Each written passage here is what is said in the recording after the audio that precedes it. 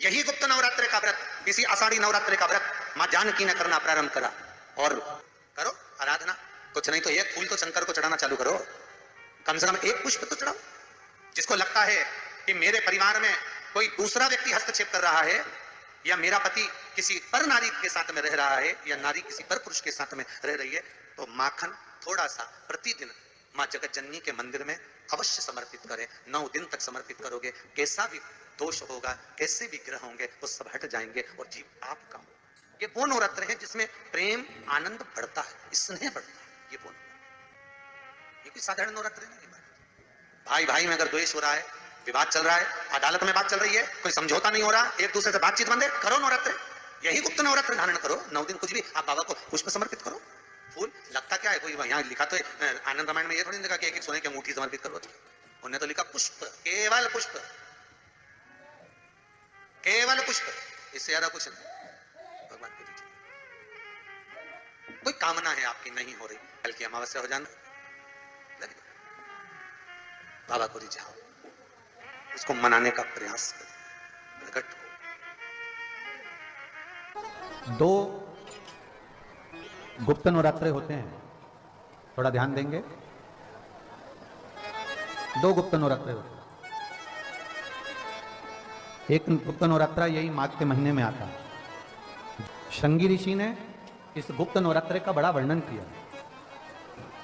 श्रृंगी बाबा ने इस गुप्त नवरात्रे के बारे में बहुत कुछ बताया, बहुत कुछ।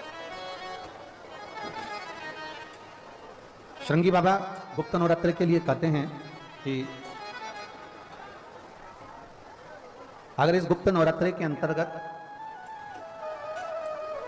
9 लाल फूल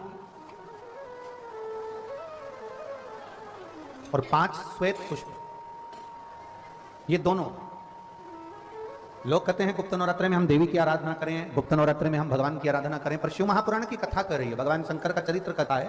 अगर आपने देवी भागवत का स्मरण किया हो, या भगवान शिव की एक पवित्र आनंदमय कथा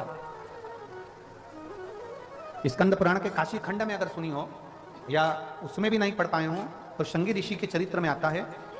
श्रृंगी बाबा ने वर्णन किया है कि किसी भी स्थान पर, किसी भी स्थान पर यदि हमारे घर में 2 शिवलिंग है, नहीं है, तो किसी अपने घर के गमले में, बगीचे में 2 पार्थिव लिंग का निर्माण करें। 2 पार्थिव लिंग, उसमें एक शिवजी का स्मरण करें और एक में माता पार्वती जी का स्मरण। देवादिदेव महादेव के 2 स्वरूप, 2 लिंग प्रकट कर कर, एक पर 9 पुष्प लाल और एक पर श्वेत पुष्प 5 समर्पित करें, बाबा की आराधना करें, घी का दीप लगाएं, पूजन करें, और बाद में उन शिवलिंग को, उन पुष्पों को विसर्जन करें। किसी भी नदी में, तालाब में, बावड़ी में, अगर वहां नहीं विसर्जन कर सकते हैं तो किसी वृक्ष के नीचे उनका विसर्जन कर दें। पर ये नवरात्रे, ये जो गुप्त नवरात्रे हैं, इस माघ महीने में जो गुप्त नवरात्रि आती है, इसी के अंतर्गत इसका पूजन है। एक बार हमने पहले वर्णन किया था, जिसके यहाँ संतान नहीं होती उसके लिए भी पहले इस माघ महीने में जो गुप्त नवरात्रि आते हैं उसका स्मरण कराया था। कैलाशी अविनाशी है, शिव तत्व का है।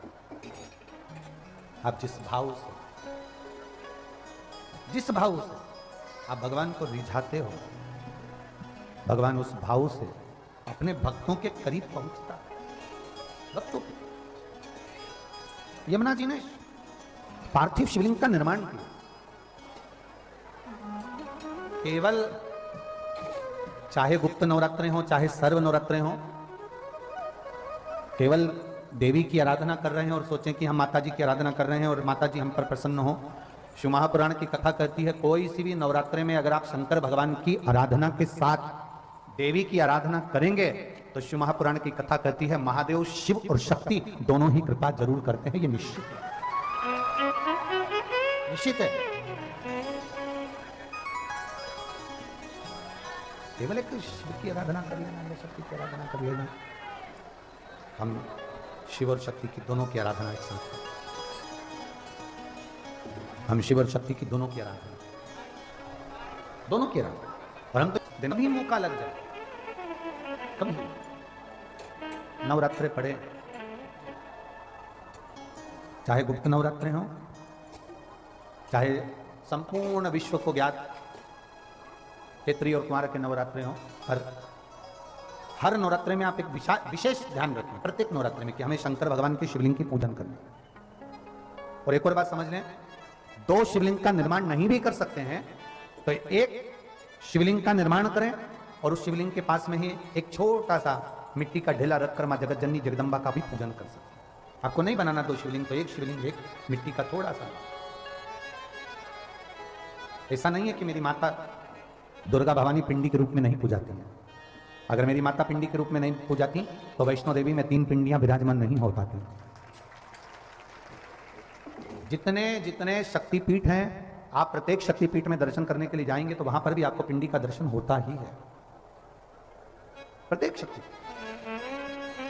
ऐसा नहीं कि मेरी मां पिंडी के रूप में पूजाती नहीं है, वो भी पूजाती है।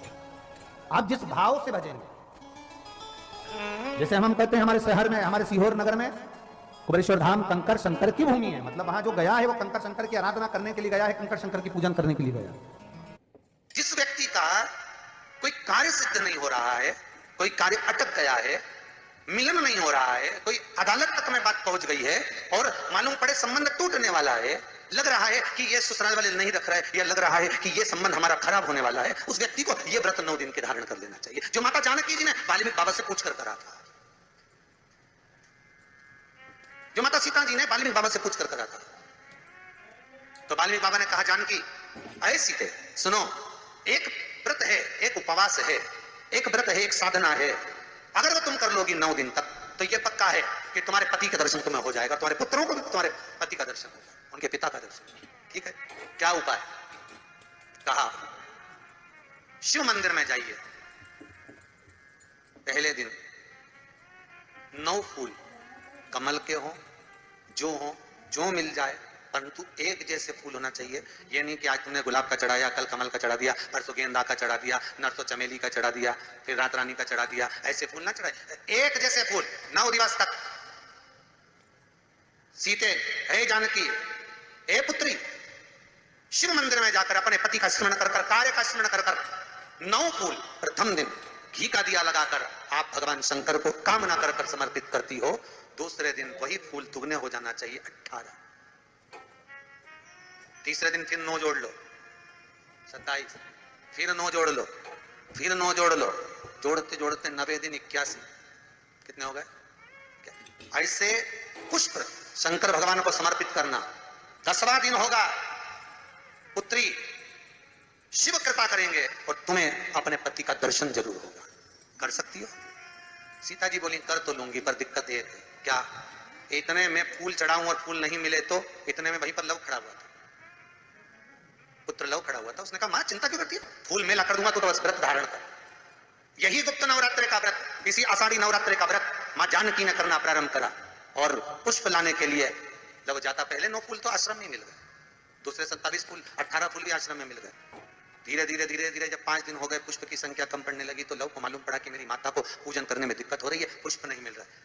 चिंता मत कर मां, अब तो कहीं से भी ला कर दूंगा तो दूंगा। और गया लव, गया अयोध्या में पहुंच गया, जहां एक सुंदर सा सरोवर था। सरोवर के दरवाजे पर द्वारपाल खड़े हुए थे, अंदर नहीं जाने दिया। मुझे जाने दो, मुझे पुष्प चाहिए, मेरी माता पूजन कर। द्वारपालों ने पकड़ना चाहा, मना करा, नहीं माना। लव इनको पटक कर अंदर प्रवेश कर गया, फूल लेकर आया, माता को दिया। धीरे धीरे पुष्प आते रहे, चलता रहा। खबर पहुंच गई श्री राम जी महाराज के पास में कि कोई वाल्मीकि बाबा का शिष्य आता है और सरोवर के सारे कमल के फूल तोड़कर ले जाता है। बड़ा उद्दंड है, सैनिकों को मार देता है। सैनिक वो बड़े दूर। राम जी को सूचना मिली, आज 9वां दिन था, माता जानकी इंतजार कर रही है पुष्प आए। इतने में चारों तरफ सेना को लगा दिया गया कि आज सरोवर का एक पुष्प नहीं जाना चाहिए। और लव का युद्ध प्रारंभ हो गया उस अयोध्या के सरोवर पर।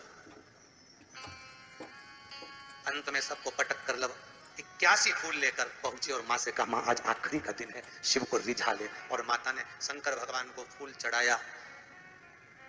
10वें दिन सूचना आ गई